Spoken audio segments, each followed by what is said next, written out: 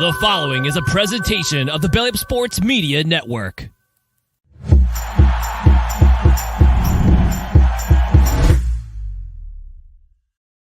And welcome in, everybody, to another episode of the High Low Sports Podcast. We appreciate you all for joining us this Wednesday evening, or if you're checking us out later on through one of your favorite podcast apps as well, too. No matter how, we always enjoy hanging out and talking sports with you all as well, too, among some other things, usually food. If it's not sports, it's usually one of two things. It's a pretty safe bet there as well. But it is March. We are at about the halfway point of the month, which means things are about to start getting maddening. So it is DJ, joined as always by my co-host, Kelsey. And Kelsey, March Madness is here. NFL free agency is its own level of madness as well, too. And we got a busy next month and a half coming up in the sports world. Yeah, they call it March Madness, but I'm going to take it one step further. It is March Insanity. We have fully approached the cliff that is insanity, as free agency has just been, for lack of a better term, nutter butters. Speaking of food, had to get that one in there. But and then look, we have March Madness coming up, and honestly, this one I feel like this year. I'd say both tournaments really kind of up for debate as far as who's going to finish on top. Obviously, in the women, you have Iowa looking great, South Carolina continuously looking great. You have UConn always doing what UConn does. Tennessee women's look good. Auburn women look good. And then on the flip side, if you look at the men's side of things, which by the way, in case anybody missed it, this is the second official year of women being available to use the March Madness term, so I have to throw that in there. But on the men, you have who knows who from the one seeds that's going to get knocked out or upset. My bracket name for this year for both men and women has been, you know what? Who knows anymore? That's been my bracket name, if that tells you anything for my March Madness / insanity. Might have just been titled yes. Whatever the question is, I'm just going to say, unless it's a yes or no question, that's just the answer. Because I feel like it feels a little more open. It feels like this year there isn't like those one or two teams like a Duke or that Kentucky team that was undefeated, or there's not like the Duke who's running away with it. Like the one seeds are obviously good, but or like Gonzaga the last couple of years as well too, where they were undefeated one year. Like there doesn't feel like there's that runaway one seed. I know Houston and Alabama are kind of 1A, 1B right now, but most people have plenty of their own questions about both of those teams as well. So I feel like the field feels like a safe bet regardless of who you're picking against at this point. I mean, I have questions about how someone is still playing basketball at this point in time for one of those two teams you mentioned. But yeah, we always have questions about Houston, right? In the tournament, Houston in the tournament is just the big ultimate. What are they going to do? So yeah, we'll have to wait and see about that. A lot of questions about that. We got some NFL free agency and plenty of other things to talk about as well, too. But that's going to go ahead and take us into our first segment. This first segment known as the tip-off. The tip-off, of course, brought to you by our good friends over at SeatGeek. If you want to go watch March Madness in person, check out SeatGeek. Use Belly Up Sports. Get yourself $20 off your first order and maybe get yourself some nice seats to some early round matchups as well, too. Maybe you get to see an upset in person if the games are in your area. If not, there's plenty of things you can get on SeatGeek, from sporting events to concerts and literally everything in between. If it's an event, you could probably find a ticket for. So that's going to take us into the tip-off, which fittingly, we're going to go right into March Madness. We're going to talk about our March Madness bracket. We're going to preview a little bit of it as well, too, as the table is all but set right now. Some of the play-ins are just locking themselves in, but we're going to just kind of run through our brackets. We're going to take a look at some upsets, talk about some of our favorites, and see who we have cutting down the nets by the very end of it. So, Kelsey, we'll tip it off with you here. Opening round of 64, we're not going to go through each individual game, but just highlight me a few of the upsets you're looking at, some ones that you could think could destroy some people's brackets right out of the gate. Probably going to be mine. Well, I'm going to start with the number one of my upsets, the biggest one of them all, one that doesn't happen as often as some, but it's not the most rare of upsets. That is a 15 beating a 2. It is very rare, though. Very. I think it is the third rarest upset. Actually, 14 over 3, I believe, is the second most rare, and then obviously 16 over 1. But 15 over 2, and if you're wondering what the 15 seed is, it's Colgate. One of the hottest shooting teams and best defensive teams coming into this tournament, going against Texas, who at times, well, they just don't play offense. Like it is anemic sometimes watching Texas play, and their defense.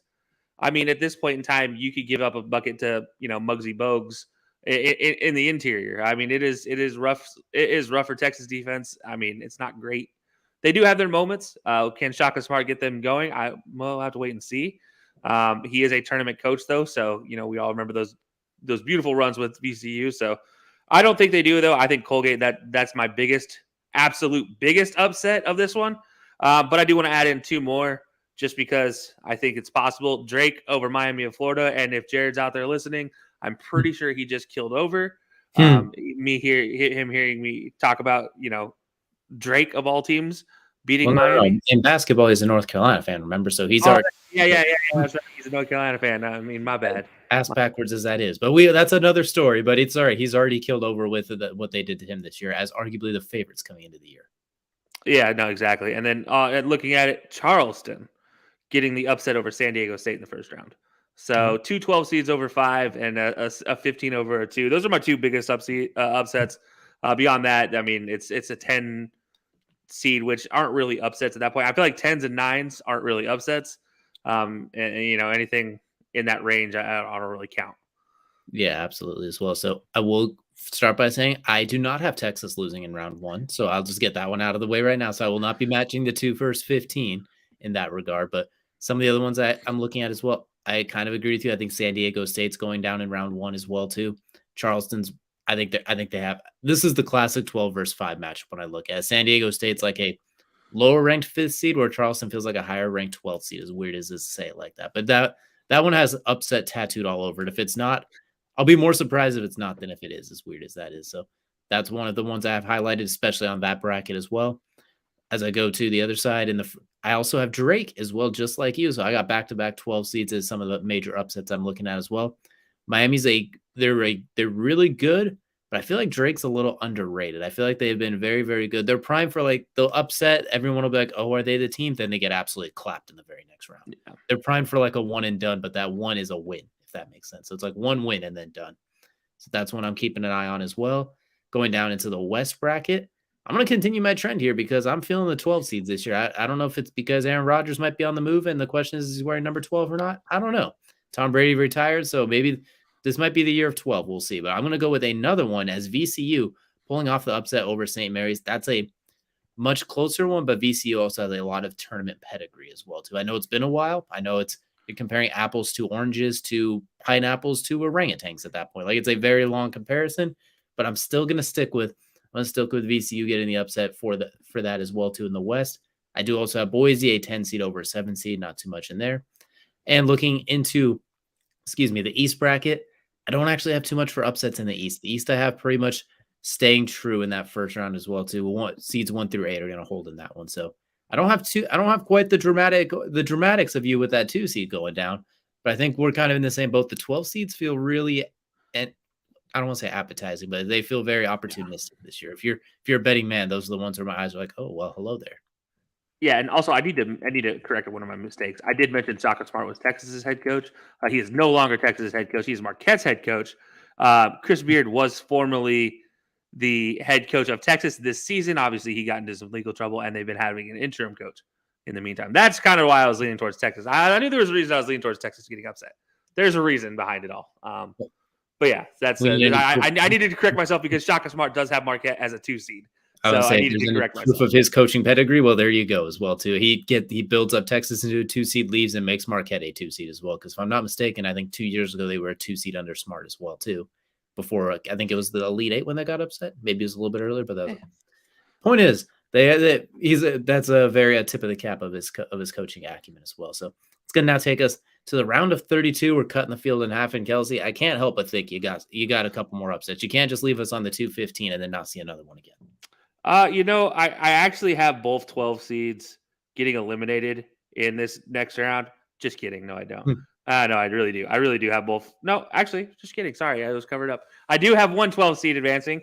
It's actually the one that you think might not advance beyond the next round, and that's Drake.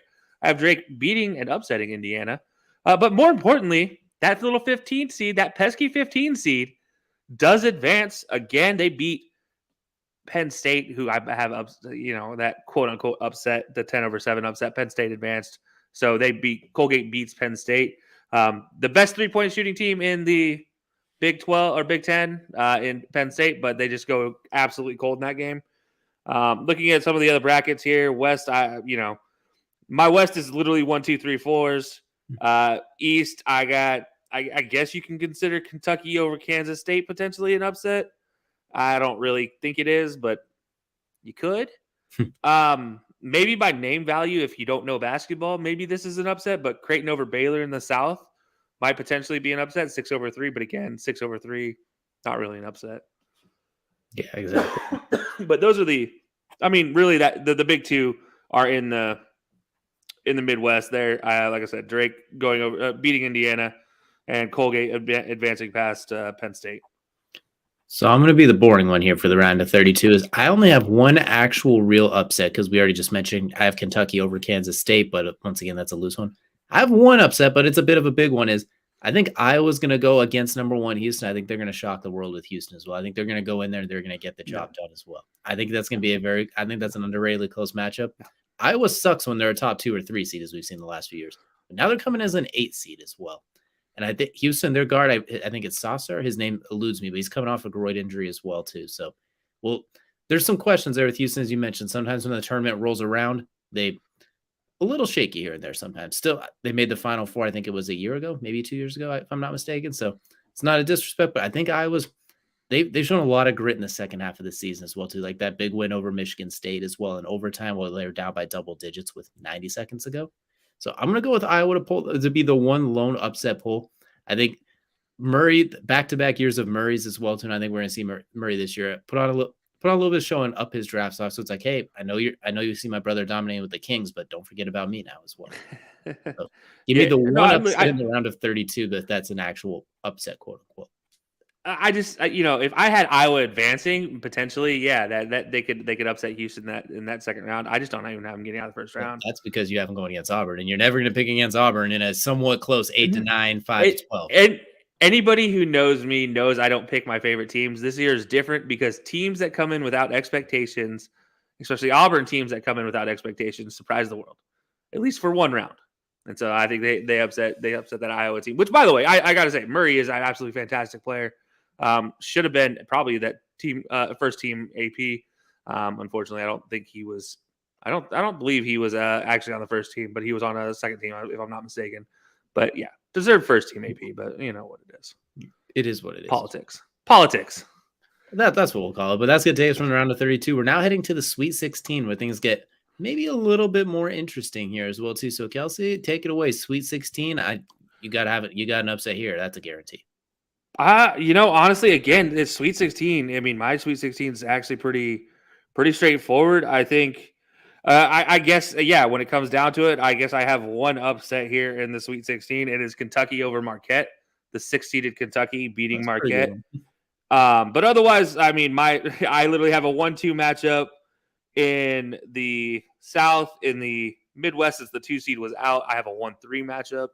And in the West, I have a 1-2 matchup as well. Going into the Elite Eight with, like I said, the East being the only one that's different. That's a 1-8 matchup.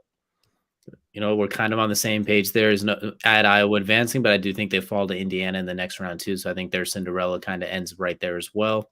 Otherwise, I don't have too many upset picks. Nope, that's the next round as well too. So we'll get to that here in just a second. But Sweet 16.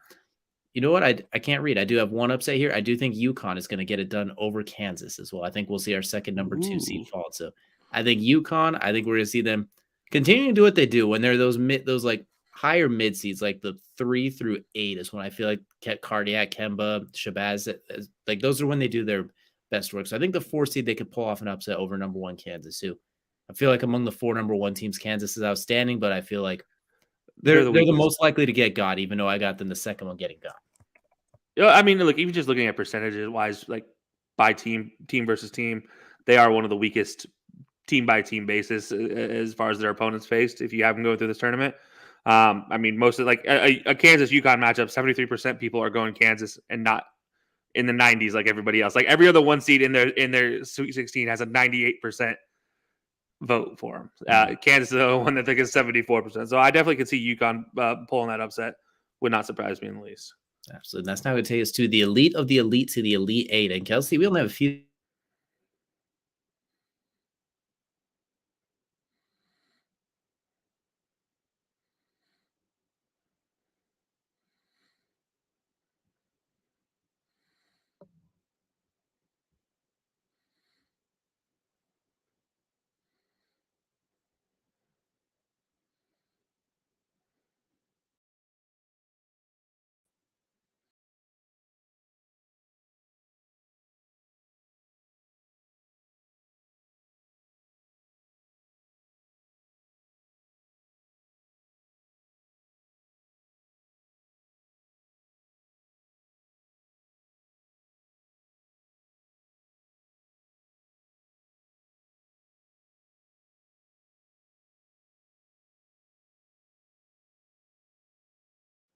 Okay, and we're back. Sorry, there was a slight hiccup in the giddy up, I guess. So DJ, I guess as we were saying here, get into the Elite Eight.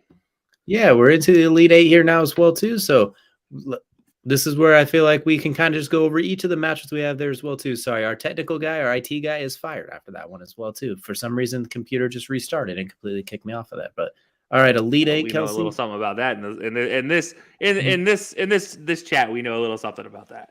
Absolutely. So we're taking it to the Elite Eight as well too. So for the first matchup I have Alabama taking on Baylor. I think Alabama's going to take that one as well. Baylor is a fantastic team. I don't think it'd be an upset if Baylor won, but they've been cooking the last month or so. Brandon Miller, for everything aside, he's been a fantastic player on the court as well too. Everything aside as well. So moving on to the next matchups I have Indiana taking on Texas, and well, unfortunately, I do not. I have Texas going the exact opposite of you. I have Texas going to the Final Four, so I think they will get the win over Indiana. So one of us is going to be very, very wrong, but either really quickly or really late with that matchup as well too. Looking now, I have Purdue taking on Marquette, and I do think Marquette is going to get the win there as well. I like Purdue a lot, but I do think as far as the Big Ten teams go, I don't even know if they were the best Big Ten team, honestly, even though the Big Ten was really, really good. Purdue earned it, but it's still one of those things when you look at it, it's like, were they really though? So I'm going to, give me Marquette to advance to the Final Four. And then UConn versus Gonzaga. I do got Gonzaga getting over UConn. So I have Gonzaga advancing to the Final Four as well. So my Final Four teams will be Alabama, Marquette, and Texas Gonzaga. Okay. All right. Well, I guess sure. I guess I'll be the reasonable one here. Alabama, Arizona. Alabama gets knocked out. It is time. They're too hot, too wishy-washy in the season. All the stuff with Brandon Miller that is finally going to come to a head. Arizona also one of the best teams in the nation at times. Like when they're playing, they are one of the best teams in the nation, if not the best team in the nation offensively. So it's got to give some credit there. Also, high quality defensive team. Cannot understate that enough in the tournament. On the flip side of things, Houston, who should have been the overall number one consensus here. Houston and Xavier play in the Midwest. I have Houston beating Xavier here. Kind of bucking the trend of not trusting Houston here. I'm continuing to trust Houston. So you went with Texas. I went with Houston. So it's more specific in Texas here. And I just think, look, somehow we're both going to let down. Top 10 nationally defensively and offensively. So hard to deny them an opportunity. That defense is going to cause some problems. I can almost just guarantee it. Purdue, Kentucky, I have matched up in the East, and that's when I have Purdue taking. I do think Purdue actually is the best team in the Big Ten. Then again, I was watching the Big Ten tournament. Like Ohio State kept up with everybody in the Big Ten. So at that point in time, I don't know who's actually good in the Big Ten anymore because they kept up with everybody except for Purdue. But even with Purdue, they kept up with them for 2/3 of the game. Like I left work on Friday and I joked with a friend who was an Ohio State fan that, hey, you guys are going to be this year's version of Georgetown, the 9-win Georgetown team. And he's like, no, there's no chance. There's no chance. They're not even going to make it to the final, but they made it to the semifinals against, Purdue and gave him a run for the money for a half. And then, Penn State didn't stand a chance. But it's, I don't know. I'm going to say they're the best team in Big Ten, but it's just kind of whatever. So I have them advancing. They're going to face Arizona in the Final Four. And on the flip side, I have UCLA, again, another top 10 offensive and defensive team in the nation. Playing against Kansas, I have UCLA advancing here, the 2 seed. So I have 1 versus 2 and 1 versus 2 in my Final Four. Arizona versus Purdue and Houston versus UCLA in the Final Four. All right, I like it. So we're nothing too outlandish here. We don't have anything below a 3 seed by the sounds of it as well too. So we're not getting too ridiculous. Now we don't have those plus 19,000 odds as well. So we'll move on to the Final Four. First matchup I have is Alabama versus Marquette. And for me, this is where the Alabama train will stop here. I do think Marquette will get the win over. Marquette's a very well-rounded team. Alabama's been rolling, but I do think Marquette, they feel like this feels like a national championship contending team. So I'm going to say Marquette gets the upset, quote-unquote upset, since they're a 2 seed here. Then on the other end, Texas versus Gonzaga. I do kind of want to go polar opposite of you and put Texas into the championship just so we can have the farthest opposite possible. But I don't. I have Gonzaga getting the win over Texas. So national championship, I got Gonzaga and Marquette, 2 really good basketball programs, but at the same time, they're not always like those quote unquote blue breads that you think about as well, too. But they've been arguably better than a lot of those schools in recent memory. So Marquette, Gonzaga is what we're going to have. Opposite ends of the country meeting for the Natty. Ironically, the two of the best players to come out of Gonzaga in recent times have come from areas near Marquette. So very ironic that that's the case there. I say opposite ends of the country. I know Marquette's like in Wisconsin, but you guys get the point. I was trying to make it geographical fun. Yeah, like, I think it's funny though that it's just like, you know, the two of the best players that have gone to Gonzaga in the last 5 years, and Suggs and Chet Holmgren, have come out of either. Well, no, both have come out of Minnesota, which, if you guys don't know geography, is right next to Wisconsin. Yeah. So, like, it is literally there, and then they just travel 5 states over. There's not a whole lot in between besides meth and cows when you look at Montana and the Dakotas. So we kind of do go opposite ends of the country here, though, and just in the different spectrum. When you went north, I'm going to go south here. So my Final Four matchup, I have Arizona versus Purdue. I have Arizona with the upset over Purdue. 56% of people in the nation follow my trend and pick Arizona in this matchup anyways. So, and then the other one, I have Houston taking on UCLA. 80% of the country is going to agree with me. Houston gets the win here over UCLA. So I have 2 versus 1, Arizona versus Houston in the finals. And like I said, you know, you went northern states. I kind of went the southern states here. So, you know, we got ourselves an old-fashioned rivalry. I say, weren't you supposed to be the one that does the outlandish things here? You can't be getting Houston all the way to the championship. You're supposed to be the outlandish one. You can't put the number 1 overall seed in the finals. I learned from 2 years ago picking the NFL championship game, or 3 years ago picking the NFL championship game. Sometimes it's just easier to go with the low-hanging fruit. That's fair as well too. Sometimes you just gotta hope for the best with everybody else as well. So that's gonna take us to the national championship game. I got Marquette taking on Gonzaga, and to quote one of your least favorite teams, most famous players, will somebody please get this monkey off of my back? I think Gonzaga does get the monkey off their back. I think they do get that national championship that has been eluding them so much these last couple of years.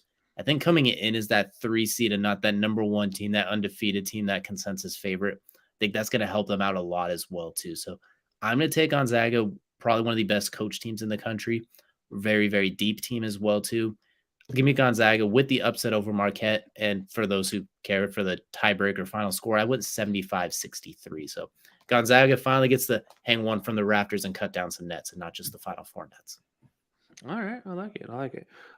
So for me, obviously, Arizona taking on Houston in Houston, ironically enough. And that's going to be just enough of a home court advantage that Houston's going to win here.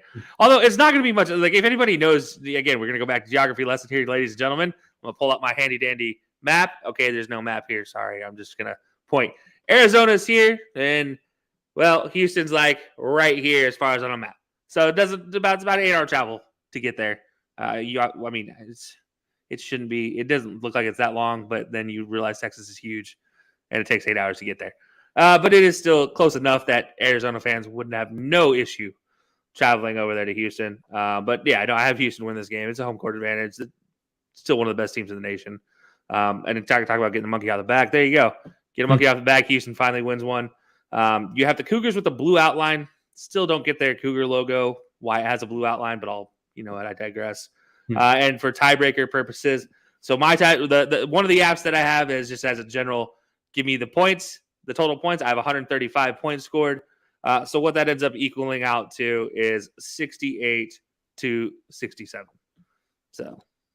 All right, so we are going polar opposites on that one. So one of us is going to look silly there, and one of us is going to look silly with Texas, or we're both going to somehow. We're both going to look silly. I'm going to look silly in day one, like on Friday when Colgate does not get the upset on Texas.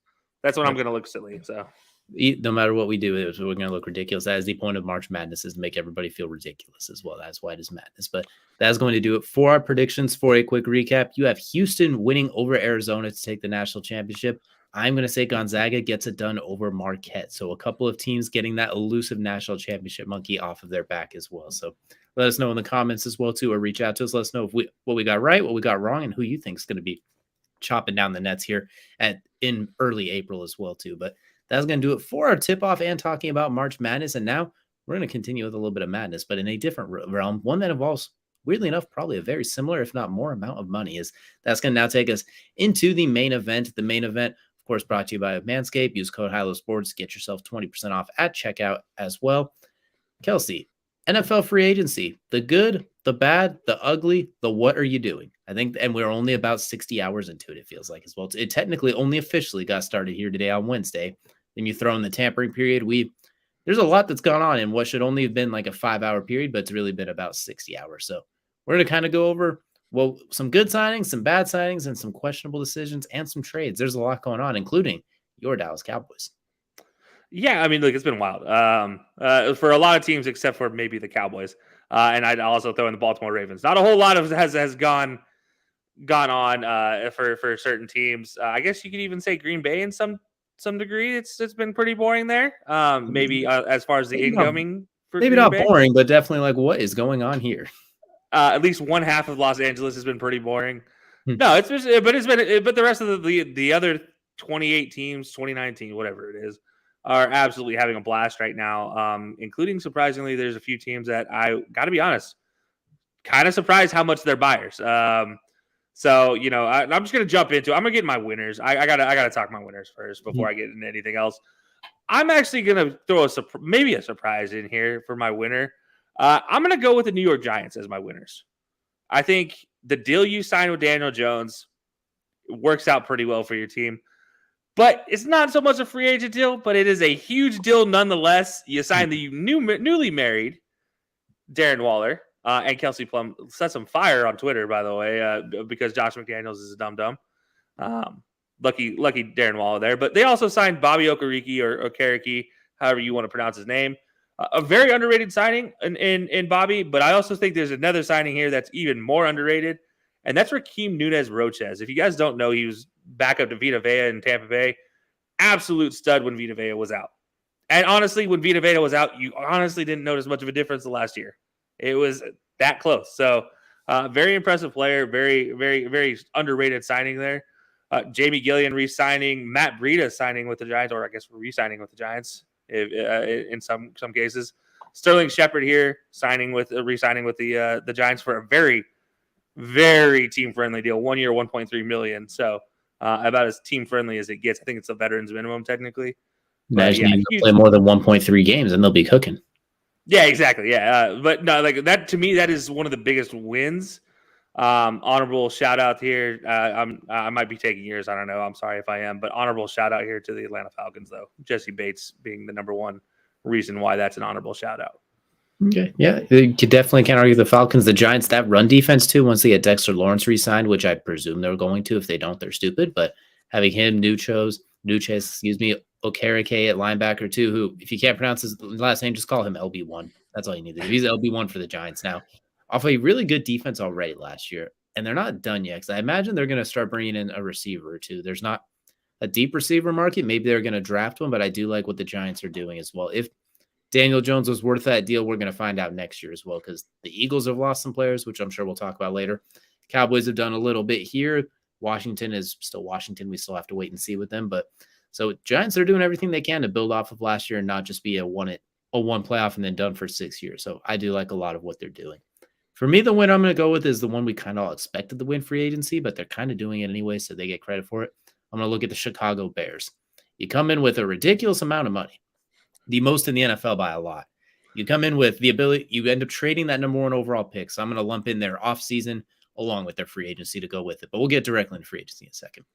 You turn number one overall into DJ frickin' Moore and a top 10 pick at number 9 and another 2, another 3, and a future 1, if I'm not mistaken. I believe that was the compensation overall. Point is, you're set for a minute. And DJ Moore has roughly 5,200 yards since he entered the NFL in 2019. If he did that all with the Bears, he'd be their all-time leading receiver, like in history. So, like, that's all you need to know. You finally got that number 1. You got somebody that Justin Fields can work with, not Chase Claypool, but you got DJ Moore now, so you gave him that bona fide number 1, like you saw with AJ Brown and Stephon Diggs, etc. I feel like before you go any further, I just have to say this, and I know you've seen it on Twitter too. People who don't think DJ Moore is worth this trade are idiots. You have never watched a bit of quality football in your life if you have never watched DJ Moore highlights. This dude knows how to run routes. He's a great catcher of the ball with his hands, not with his body, with his hands. Great speed on the outside. Can play the slot, can play outside just as well. Can hit you on end around, can hit you in gadget plays.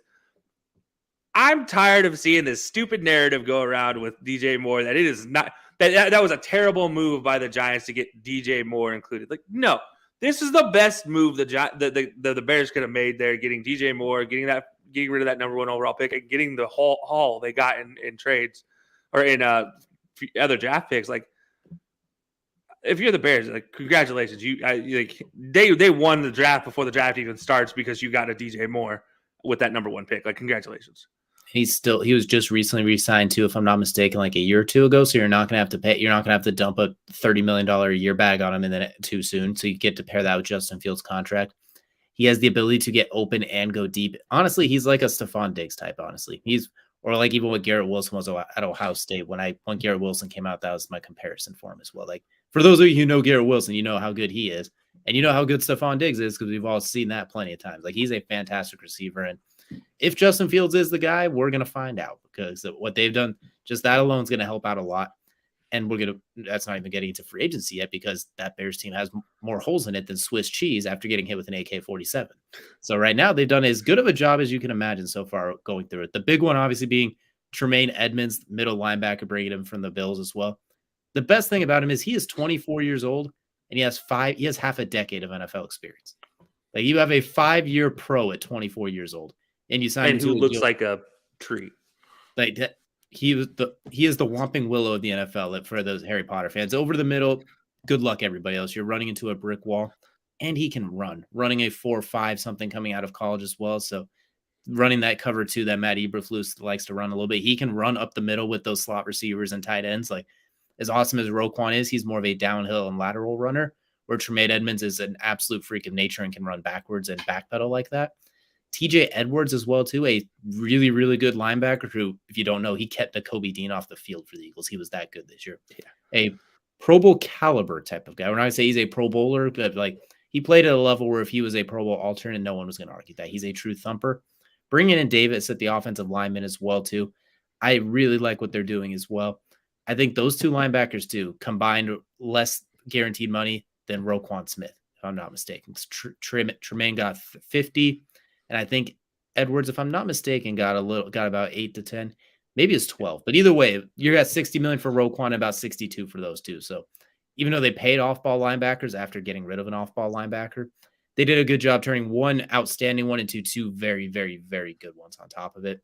And they're not even done yet. They still got plenty more. They brought in some smaller signings as well. Those were kind of the main ones that stuck out for me early on as well, too. So the Bears so far, I'd say when you combine the draft trade along with those free agency signings as well, too, and plenty more to come. And I also want to point out what was really smart is they did not overspend as well, too. Like, they were in on Mike McGlinchey. Then they saw what Denver was willing to give him. Like, nah, he's good, but we're not going that high now. Like, that's a little Jawan Taylor, for example, really good. They saw what the Chiefs paid him. Nope, we're not going that deep as well. You have way too many holes to be overspending on one single free agent like that. When it comes to bad teams in free agency, I know the narrative is like they should be the ones that sign those really expensive, high quality players. But I always figured if you're a bad team, you should spend it and try and get as many starter quality guys as opposed to going after the big free agent. You should try and just get like you have so many holes, you got to fill as many as you can. Like, let's say you get Orlando Brown, the prize left tackle free agent, quote unquote. That's great, but you got 4 other spots you have to fill if you're the Bears. Whereas if I look at like the Bills, they have a lot of good talent. If they could get the money, they should get Orlando Brown because they have so many other spots filled. Hopefully that makes sense to anyone who's listening as well, because I always thought it was weird when bad teams spent an absolutely asinine amount of money. So for the Bears, the discipline as well as still bringing players. Plus, I also want to mention they did let David Montgomery go, but they brought in Travis Homer, the running back from Seattle, who honestly you're not going to see him. You're not going to see his effect as far as running the ball or catching the ball too much. But as a pass protector, he was rated as one of the best in the game as well, too, in the NFL last year. And what do the Bears need more than anything? To not let number 1 get hit. So bringing in Travis Homer is a big deal for that. You lose David Montgomery. You bring in Davis at offensive line. You bring in Walker at edge. So I love what the Bears did, and it's only going to get better. They're setting themselves up like the Eagles did a couple of years ago. Yeah, no, I got to say, I'm a big fan of it. I will say I do think you missed something with David Montgomery. You got to look at least at maybe bringing in a running mate here for Herbert, but that's they're talking about Austin Eckler maybe. So I mean, if that's gonna happen, yeah, I just it's tough though because you lose Dave Montgomery. Dave Montgomery, like I've said this 1,001 times, and I'll say it again. Chicago needs 2 running backs to work effectively. They are always going to be a run-first team. As much as I love Justin Fields, as much as I think he's a great passer of the ball, this team is still going to be a run-first team. It's just historically in their blood. If you guys don't know, their 2 leading receivers, statistically speaking, are running backs. So it's you gotta take that into account here. I just think they need something there besides David Montgomery. So maybe they bring in Ezekiel Elliott. He's out there. Yeah, have fun with that. Maybe his knees are still in Dallas though. All he has to do is get 2 to 3 yards, 2 to 3 yards of pop. Just has to be battering ram like he did last year. Just get those 10 touchdowns. Yeah. That's all you need. But again, I mean, you have Khalil Herbert. You don't feel terrible about losing David Montgomery at the end of the day. Absolutely. I just think this is like go back to Matt Forte days. Like you lose Matt Forte, and there was that 2-year gap there. There was just like, we could have had Matt Forte still. I think Kareem Hunt's a free agent too, so maybe that's somebody they look at maybe after these couple of waves go as well too. Or It's the NFL draft. You could probably get Jahmyr Gibbs in like the 2nd or 3rd round or someone along those lines as well. So like if running back is the one thing missing for the Bears, you're doing pretty decently so far considering how much you had to deal with. Well, the way Cleveland and the way Oakland are going, Las Vegas, you could probably give either one of them a call and be like, hey, can I get Josh Jacobs, or hey, can I get Nick Chubb? They'd probably be like, hey, here you go. Wow, we'll see if the Cleveland's going to give up Nick Chubb and Kareem Hunt. The city might set itself on fire, but there's talks of it. Maybe for a 1, but I mean, we'll see. I'm not going to go that far into the weeds because I don't need anyone throwing pitchforks at us. But we could take a look at a couple winners. Go and tell us another winner that sticks out to you. Just a quick short one that we might not have mentioned. So this team, I'm torn on being a winner and being a loser. I'll be honest. I am actually torn on them being both. If you guys don't know who I'm referring to, well, that's the Denver Broncos. I think they've made a lot of signings, but I think they made too many signings, big money signings, in the offensive line room. I do think they needed offensive line help, but you add 2 interior offensive line and a McGlinchey. You have already 2 inside starting players. Really, you needed to replace your left guard more than anything. Quinn Miners is healthy. He'll come back and fill in. Dalton Risner obviously being in there as well. I don't know what they're doing with their offensive line. And again, obviously they kept everything pretty much intact everywhere else. It's just I think you made a lot of signings. I think you paid a lot of money for guys that are not going to play every day. Like every game. I don't think we're going to see all these players out there, even though they paid $18 million for an offensive lineman. Like, what's he gonna do? Like, what are you planning on doing with this guy? Because he's not going there. Like, I don't know. Maybe I'm wrong. Maybe Sean Payton has all the answers. I don't know what's going on, but I do think it puts them into a bind here. $9 million technically in cap space right now, not including their draft haul. So when that comes into play, you're looking at all those picks are gone. Yeah, that's true. I mean, you still got to take into later account. Like, I mean, that's going to account basically for the rest of that $9 million. They're going to be negative cap space going into the season, so they're going to have to find some. Well, Sean Payton's good at it, but do some gymnastics with that salary cap for sure. So Sam Walton, start opening that pocketbook because you're going to have to convert some signing bonuses or convert some contracts into signing bonuses. Well, if any owners can do it, they definitely can as well. I will say it feels like the way they're building the team going in on the offensive line and defense like that, they're almost making it like, all right, if Russell sucks next year, we're still going to be able to work around it because this year they were built for Russ to cook, for lack of better terms. And when the frying pan exploded and he set the kitchen on fire, there wasn't a whole lot to work with. So I think next year they're basically going to play like how he was in Seattle, which is what he was trying to evade. What he was trying to get rid of, it felt like, where it's going to be run the ball defense, take your deep shots as well. So maybe they do build something like that, which worked. It does work, and that's the thing about it is like it works. It makes sense, like what they signed, but at the same time, I just feel like it was too much money being signed. It felt a little erratic, especially now that there's talks of them trading Jerry Jeudy or Cortland Sutton. One of them might be on the block as well, if not both of them. So we'll see how it plays out and what comes out of it. But that's one I'm with you as well too. Another team I was looking at that I'm just gonna say I think they're a win. You're gonna hate this one, but I think the Cowboys are a winner this offseason so far because they didn't waste any money. They didn't get anything dramatic. They didn't do anything stupid. They didn't wake up, Jerry Jones. Where are you at on the first day of free agency? That was a good thing you didn't wake. It's a good thing you took a nap on the first day of free agency. That's usually when reckless things happen, especially for the Cowboys. But instead, you sat back, you re-signed the Wolf Hunter, Leighton Vander Esch, keeping your defenses intact. And to make it better, you trade a 5th-round pick and get Stephon Gilmore, which, as we know, the Cowboys, one thing they could really use was another corner. And so you get a guy coming off a bounce-back season who literally won 2 games for the Colts last year with late breakups or interceptions. Yeah, one of them against the Broncos, ironically. Yeah. And then, so you get him for a 5th-round pick. That was a compensation pick, I believe, or compensatory pick. So you don't even really give up that much. And as much as I hate saying like someone losing your job is a benefit, cutting Zeke's going to save you cap space to possibly make some other things, and keeping Tony Pollard. So they could still rework and do some small things here. So I think they made the right moves. The only thing that maybe they somehow pull a DeAndre Hopkins trade or something to just nuke everything in a good way. So yeah, for the Cowboys, I'm saying they're a winner so far because, like the Bears, they didn't do anything stupid, but they filled some holes without shooting themselves in the foot. Yeah, I mean, I would have liked to see them maybe reach out to one of these tight ends that are floating out there, but I don't hate the idea of them, doing what they did. I mean, I'd say that as much as I don't trust Evan Ingram, he is on that non-exclusive franchise tag with Jacksonville, so they could have reached out to potentially get him. But I don't hate it that they didn't do anything else. I definitely appreciate that Jerry Jones for once actually didn't do anything stupid. But yeah, again, I don't know if I call them winners or just for once you didn't do anything stupid. Congratulations. So maybe that is a win in the Cowboys book because normally they have at least one stupid signing in the offseason. Well, who knows? Maybe they're going to bring in Dalton Kincaid too to fill that tight end spot. So maybe everything's all good. Maybe there's would be great.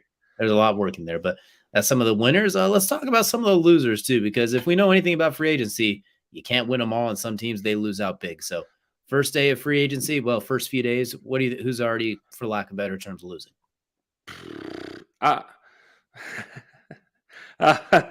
Where do I start?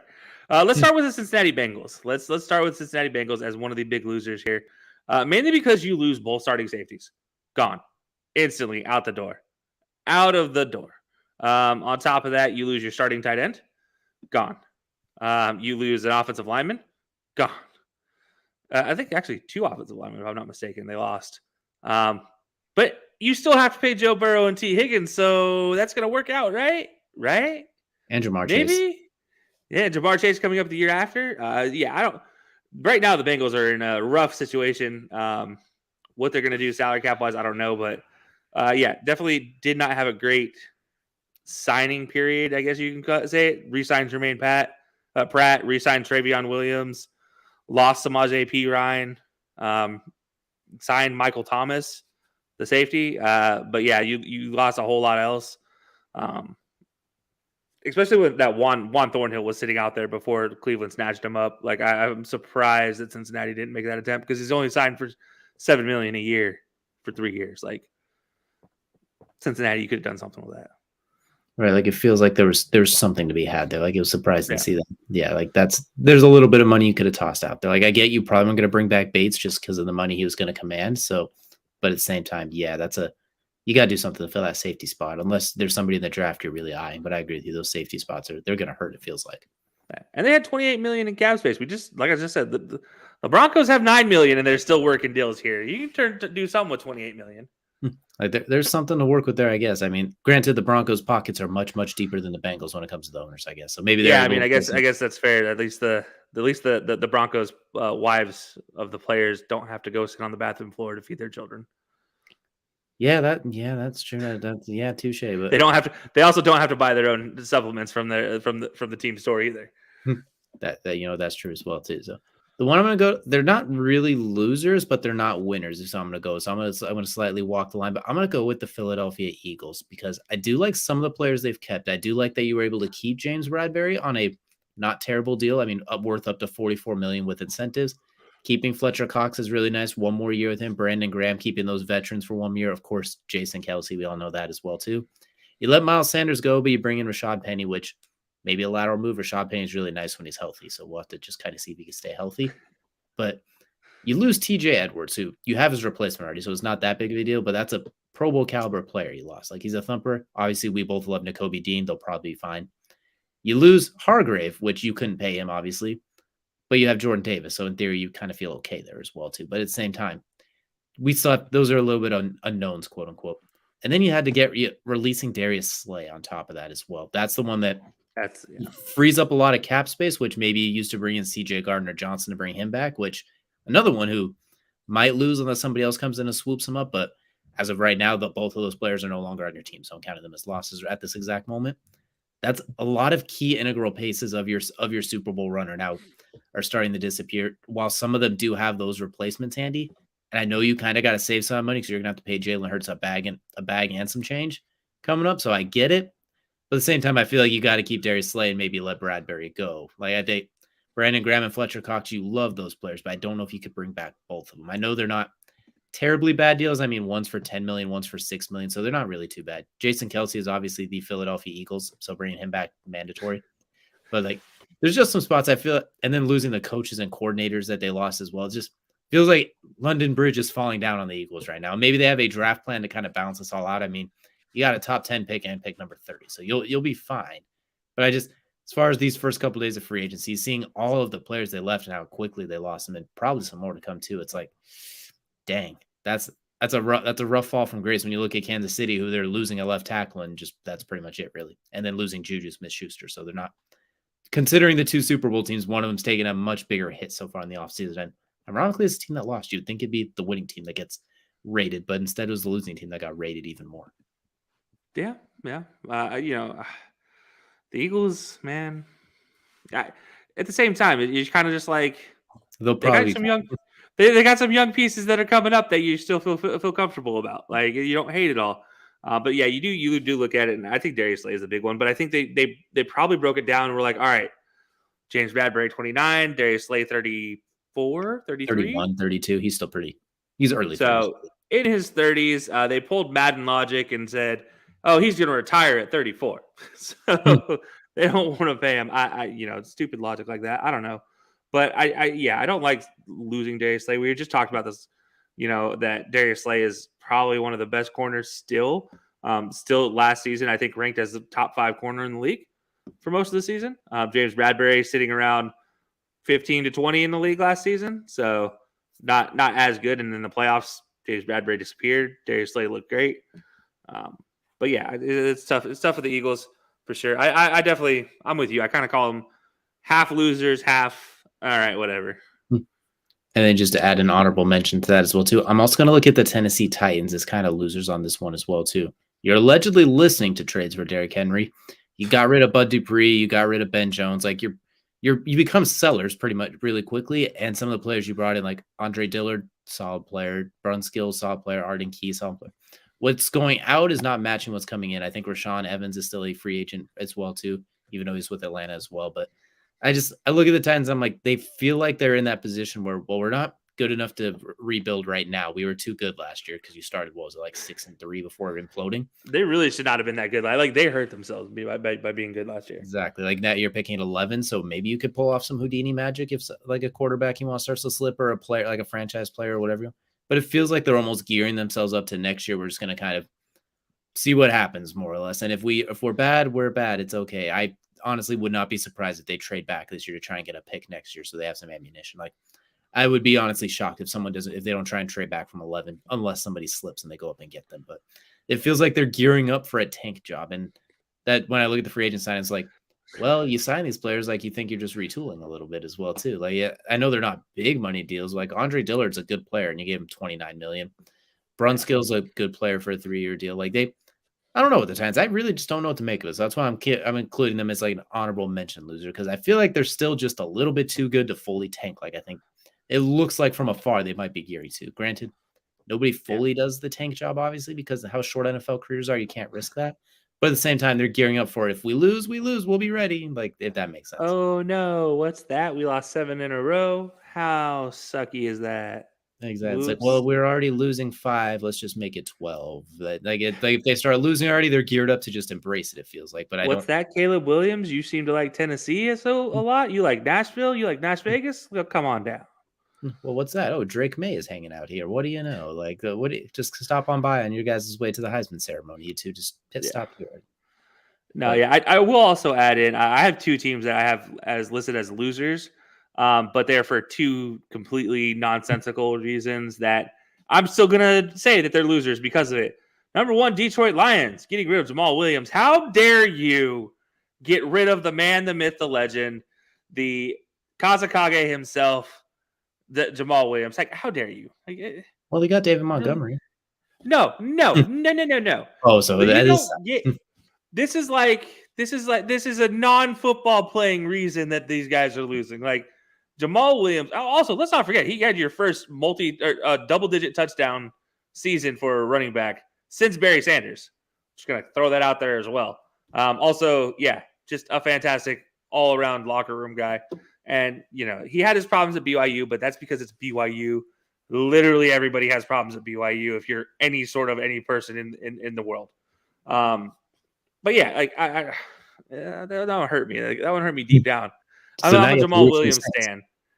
Yeah, I'm a Jamal Williams stan, so I'm a big fan, obviously, of his. And then also I'm going to say loser as well, and this is because this guy is absolutely terrible at his position and keeps getting paid starter money. Is Brandon Faison going to the Raiders? Therefore, the Raiders are extra big losers in my book because they lost Darren Waller.